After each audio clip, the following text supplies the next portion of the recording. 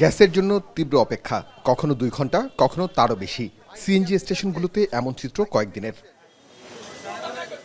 গ্যাসের চাপ কম থাকায় নির্ধারিত সময়ে প্রয়োজনীয় গ্যাস মিলছে না বলে অভিযোগ চালকদের। ফলে ঘন্টার পর ঘন্টা লাইনে দাঁড়িয়ে থাকতে হচ্ছে তাদের। আমার গাড়িতে 200 টাকার গ্যাস ঢোকার কথা নর্মালে, সেখানে গ্যাস ঢুকছে 10 টাকার। আর পাম্পে দৈনিক আপনার এরকম ঢুকলে 2-3 বার সিরিয়াল দিতে হয়। রাত্রে 4:30 বাজে গ্যাস নিয়ে এই গ্যাস সকালবেলা চালাইছি, শেষ এই সকালবেলা আবার 8:30 বাজে সিরিয়াল দিছি। 3 ঘন্টা সিরিয়াল লাগে আসলাম এখন, না আমাদের টাইমে এখন কয় গ্যাস নেই পাম্পে।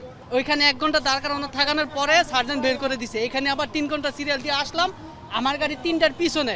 এই যে মাত্র জেনারেটর বন্ধ হয়ে গেছে, পেশেন্ট নাই।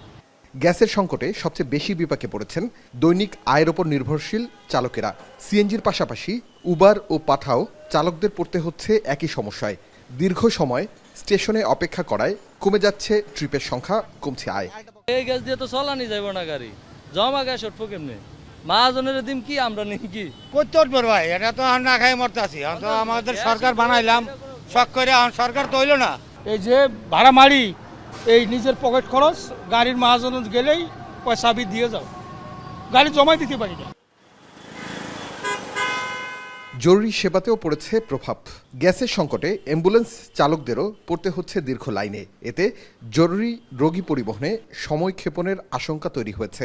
গ্যাস পাচ্ছি না, পাম্পগুলো বন্ধ আছে, এবং কি দেখা যাচ্ছে কিছু কিছু ঢাকার বাইরেও তো গ্যাস নাই। কুমিল্লা রোডটা টোটালি বন্ধ। লম্বা সিরিয়াল, পাম্পে এক পাম্পে দেয় আর এক পাম্পে দেয় না গ্যাস। আমাদের খুব অসুবিধার মধ্যে আছি, আমরা চাই এই সমস্যার সমাধান হোক। মালিকেরা এসির ভিতরে আরামে ঘুমায়, কিন্তু আমরা ড্রাইভারের রাস্তার ভিতরে 4-5 ঘন্টা, 7 ঘন্টা, 8 ঘন্টা বাইরে সিরিয়ালে বসে থাকি।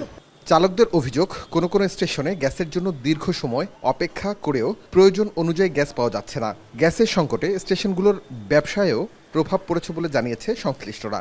আমি আগে একটা গাড়িতে গ্যাস দিলে দেখা যাচ্ছে 600-700 টাকার দুটো, বিভিন্ন গাড়িতে 2000 রোজ চলে যেত।